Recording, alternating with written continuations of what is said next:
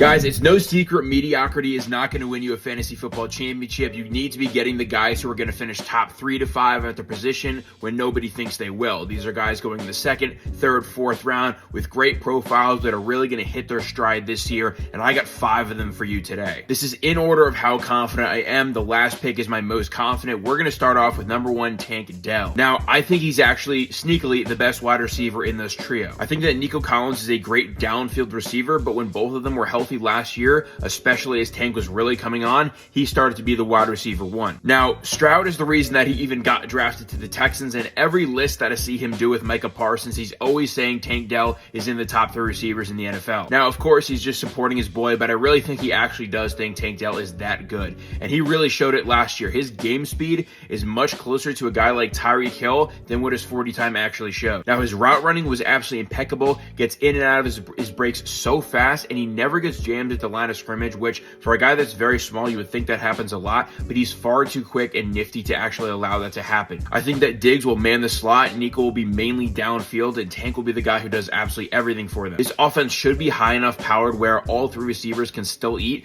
but I think he is the true upside of actually being a top 5 wide receiver pick next year. I think Diggs is on the downward trajectory, and I don't think Nico has that all-around skill set to actually reach there.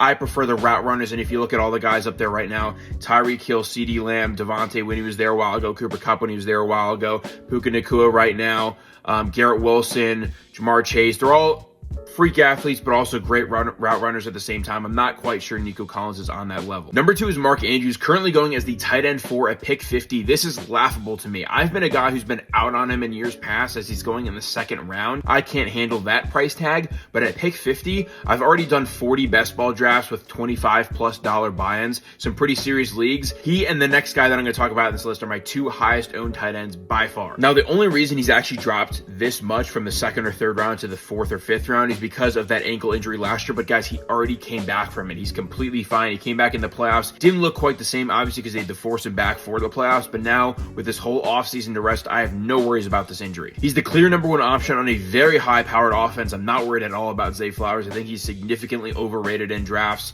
I already talk about him in my Do Not Drafts video, but I think that Mark Andrews will get all the red zone work, along with Derrick Henry, of course, but as far as it goes for passing Lamar Jackson, he should easily have 10+ touchdowns if he stays healthy. The guys that are going ahead of him right now are Travis Kelce, Laporta, McBride, and Kincaid is right next to him. The only guy that I'm taking over Andrews on that list, straight up, no ADP involved, just straight up, is Travis Kelce. And guess what? My number 3 pick is Travis Kelce. He's going as the tight end 2 at pick 38. Once again, why is this so low? He showed us in the real life playoffs that he is not washed whatsoever. He came into the season last year with an ankle injury. I believe it was an ankle or foot. In week 1, he got hurt in practice and wasn't the same for a couple weeks. Then they rested him for the playoffs at the end of the year when things didn't matter quite as much and they knew he was still banged up from that ankle injury. I don't think we see that again this year. They sat him, it was either week 17 or 18, and he couldn't get his 1,000 yards, which he would have easily had for like the 7th straight season. There's been no signs of falling off here. Now, this offense, I really believe, is going to throw for 50+ touchdowns. Like, Mahomes is going to have an unbelievable year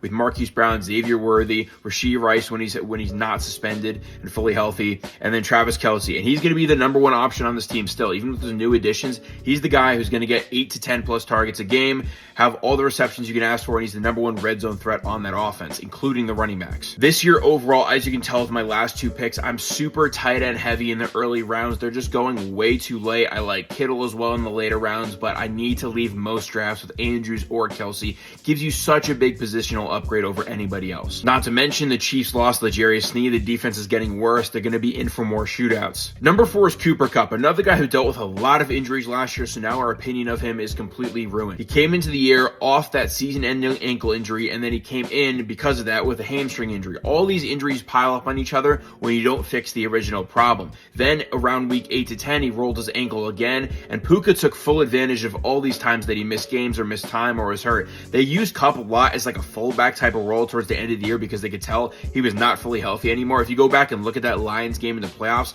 he was quite literally like a second running back. All his routes are just wheel routes, a lot of short stuff, a lot of in the backfield stuff. This year, he's going to be fully healthy. McVay already said completely ready to go, and he was never fully healthy last year, and I really do believe that. You don't go from just having a 2,000-yard season, being the Super Bowl MVP, to breaking your ankle a year later and then being complete trash. It just doesn't happen like that. You have to get fully healthy and you'll be around the same skill set. He's only 30 years old. I know I say only 30, but in wide receiver years for a guy like him that's so crafty and dependent on his route running, not really his sheer athleticism, I'm not worried about 30-year-olds. I'm just not. We saw Mike Evans.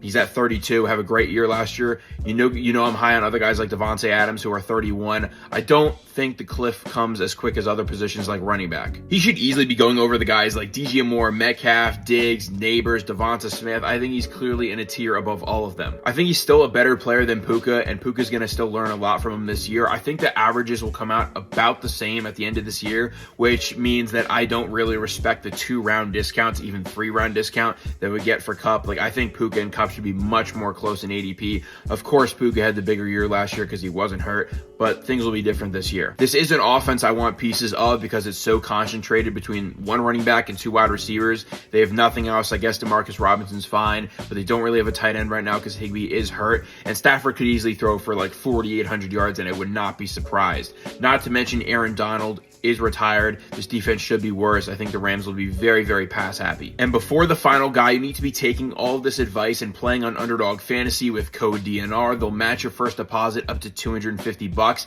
That's where I play all my best ball leagues. I have hundreds of them, if not thousands of them, drafted each year. It's great to just throw a couple bucks down. You don't have to manage it throughout the year. The way best ball works is the best players on your team get scored each week. So if Lamar Jackson has 35 points and Derek Carr has 20, you don't have to set your lineup. Lamar is automatically put in. There's it's a $15 million prize pool with 1.5 mil to the first in Best Ball Mania. That's the tournament I'm entering. So just hop in there with code DNR. It's great. Now, the number one player that I am targeting so far in all these drafts, I have him on about 40% of my teams, is Devonte Adams. I mentioned it before. I'm not worried about a fall off at all. In fact, he did get a quarterback upgrade in terms of fantasy. He got Gardner Minshew, who gave Michael Pittman the 8th most targets per game last year at 9.8. Now, we know Michael Pittman Jr. is nowhere near the same receiver or skill set of Devonte Adams. Devonte already last year had the 3rd most red zone targets in the league. Didn't convert on a crazy amount of them like he did the year before, where he had a ton with Derek Carr. I believe he had 14 with Derek Carr.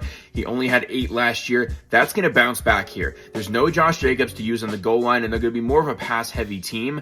Devonte is going to get an absurd amount of volume. He's currently going as the wide receiver 13 at pick 19. I have truly no idea how Drake London, Chris Olave, Brandon Ayuk, Nico Collins, any of those guys are going over him. But I hope you guys liked the video. My last video, I dropped 5 players that you should not be drafting, so go check that out. Leave a comment, leave a like, tell me what you want to see next. Drop a follow so you don't miss any of these videos, and I'll catch you guys in the next one.